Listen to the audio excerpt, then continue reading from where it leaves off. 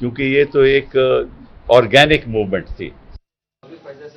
Social मीडियाच्या माध्यमातून cockroach जनता पार्टीची खऱ्या अर्थाने सुरुवात झाली होती आणि कॉकरोच जनता पार्टीने एक ठिणगी पेटवली ज्याचं रूपांतर एका मोठ्या जन आंदोलनामध्ये आपल्याला बघायला मिळालं होतं। सध्या जर आपण इंस्टाग्राम ओपन केलं तर आपल्याला असं दिसतं की इंस्टाग्राम हे जणू काही जंतर मंतर बनलेलं आहे। इंस्टाग्रामवरती वेगवेगळ्या आंदोलनासाठी आता वेगवेगळे अकाउंट्स देखील तयार होताना दिसतात। शिक्षणामधील आरक्षणाच्या विरोधात सुरू असलेल्या अकाउंटला 4 मिलियनच्या घरामध्ये फॉलोअर्स मिळालेत, तर इथेनॉल मिश्रित पेट्रोलचा मुद्दा देखील आता इन्स्टावरती जोरदार गाजतोय।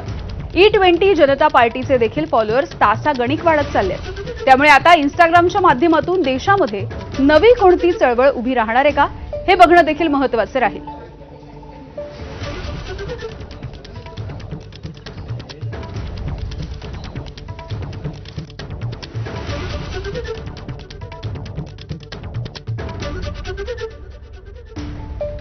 तर E20च्या मुद्द्याच्या माध्यमातून खरं तर इंस्टाग्रामवरती आता वेगवेगळे पेजेस देखील करण्यात आलेले आहेत आणि या सोशल मीडियामधून नितीन गडकरी यांच्यावरती देखील आरोपांच्या फैरी झाडल्या जात आहेत। खरं तर काही डीप फेक व्हिडिओ देखील त्यांच्या संदर्भात तयार करण्यात आले आणि सोशल मीडियावरती बदनामी झाल्याची तक्रार करत आता केंद्रीय मंत्री नितीन गडकरी यांनी थेट हायकोर्टामध्ये धाव घेतली आहे। यानंतर हायकोर्टानं नितीन गडकरी यांना मेटा आणि एक्सच्या विरोधात खटले दाखल करण्याची परवानगी दिली।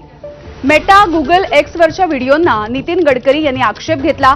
इथेनॉल मिश्रित पेट्रोल वापराच्या आग्रहावरून अभद्र टीका होत असल्याचा आक्षेप गडकरींनी घेतलाय।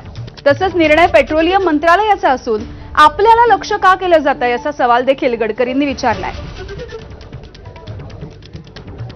तर साधक-बाधक चर्चेला आणि आक्षेपांना हरकत नाही, मात्र अभद्र टीका नको असा आक्षेप गडकरींनी नोंदवलेला आहे।